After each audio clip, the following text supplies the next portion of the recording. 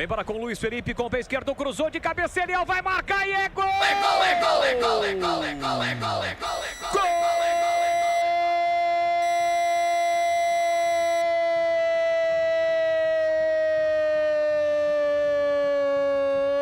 gol! Da Ponte! Respaldado, preto e branco é sua cor.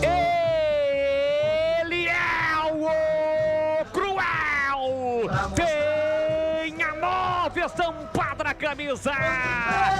Imediatamente após sofrer o gol, a macaca no primeiro ataque, Luiz Felipe domina pela ponta direita, puxa a bola pra canhota e cruza na medida pra Eliel. O garoto se antecipa, a zaga do Vila Nova na risca frontal da grande área, a marca do artilheiro, cheiro do gol, desvia de cabeça pra empatar o jogo e claro, opa, a macaca vai pra cima e empata o jogo, pula, pula, pula, sai do chão e vibra a macacada.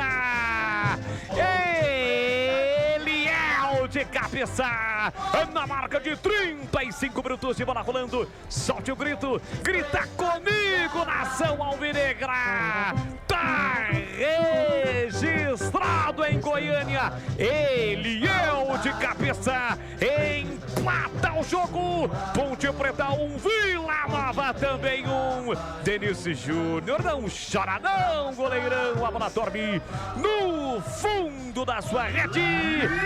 E o detalhe do gol da macaca é este, Vladimir Cantarino. Resposta imediata da Ponte, né? Logo após tomar o gol foi o ataque, belo cruzamento, uma assistência, um passe perfeito do Luiz Felipe na cabeça do Eliel, entre os dois zagueiros do Vila Nova, colocou para o fundo das redes, sem chances nenhuma de defesa para o goleiro Denis Júnior. 7º gol do Eliel nesta temporada. Tá na frente, aliás, agora tudo igual, né? No placar 1-1, Boles.